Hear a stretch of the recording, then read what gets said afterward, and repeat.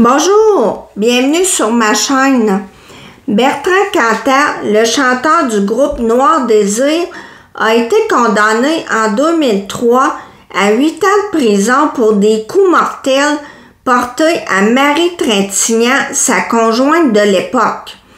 Cantat a finalement été libéré 4 ans plus tard, notamment grâce au témoignage de Christina Radi, sa première femme, qui avait alors déclaré que le chanteur n'avait jamais été violent et n'avait pas de problème envers les femmes.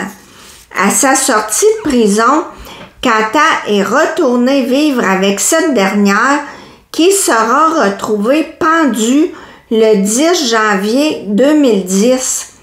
La mort de Madame Radi avait été classée comme un geste volontaire de sa part, mais un documentaire sur Netflix tend à démontrer que la première femme de Bertrand Cantat aurait elle aussi subi de la violence de la part du chanteur.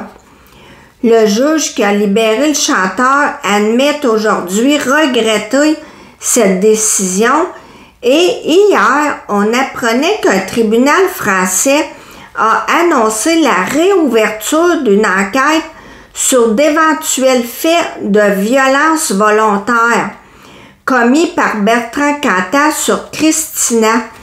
En fait, ce qu'on veut déterminer avec cette nouvelle enquête, c'est si Madame Radi a été poussée à s'enlever la vie, et c'est ce que moi aussi j'ai voulu aller voir avec mes cartes.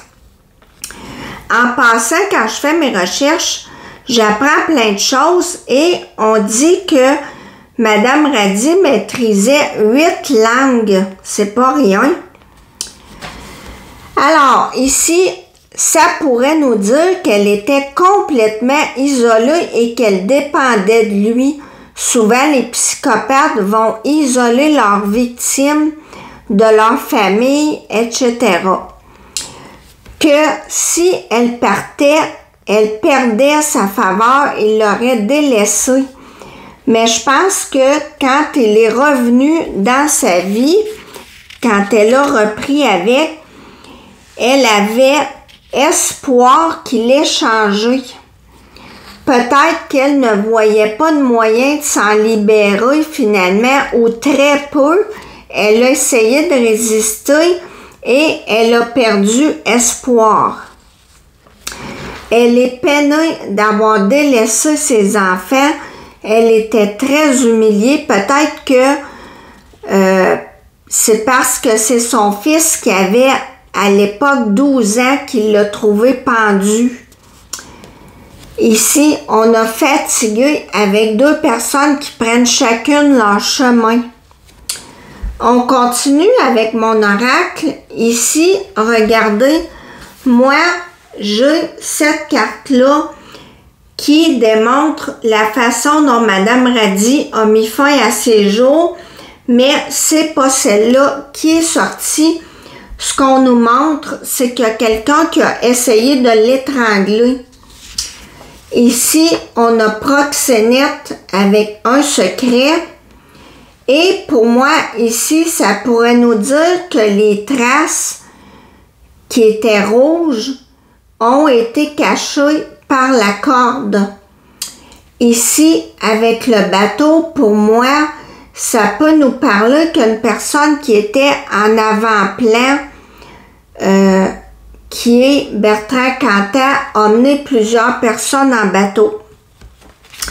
J'ai demandé à l'oracle Tendu quelle était la nature des relations entre Bertrand Cantat et Christina. Et on voit ici qu'elle en avait peur, elle le voyait comme un monstre. Il y a la notion du bateau qui revient. Et il y a ça aussi qui revient, qui fait allusion au proxénète.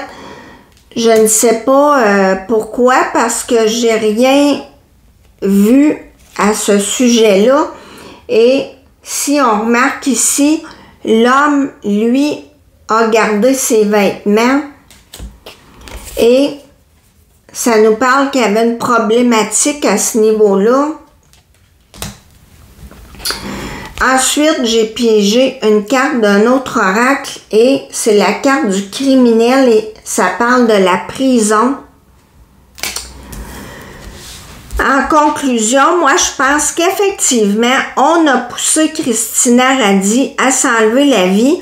C'était pas son choix, mais est-ce qu'un dossier médical qui prouve qu'elle était victime de violence et qu'elle ne voulait pas porter plainte, parce que c'est ce qui ressort du documentaire sur Netflix, est-ce que ça va suffire à renvoyer Quentin en prison? On verra. J'ai demandé au magnifique petit oracle sacré de l'au-delà quel message est-ce que Christina avait pour nous et voici ce qu'elle a à nous dire. Ne t'inquiète plus pour ce monde qui est le tien, ni pour les êtres chers à ton cœur qui rencontrent des difficultés, car je veille sur ton équilibre terrestre pour te soulager l'existence. Applique-toi seulement à tout faire pour être encore heureux, heureuse. Alors moi, ce que j'en comprends, c'est qu'elle est bien, qu'elle nous demande de ne pas s'en faire outre mesure pour elle, de ne plus s'en faire, de nous appliquer à être heureux, heureuses dans nos vies respectives. Voilà, merci de m'avoir écouté. À la prochaine!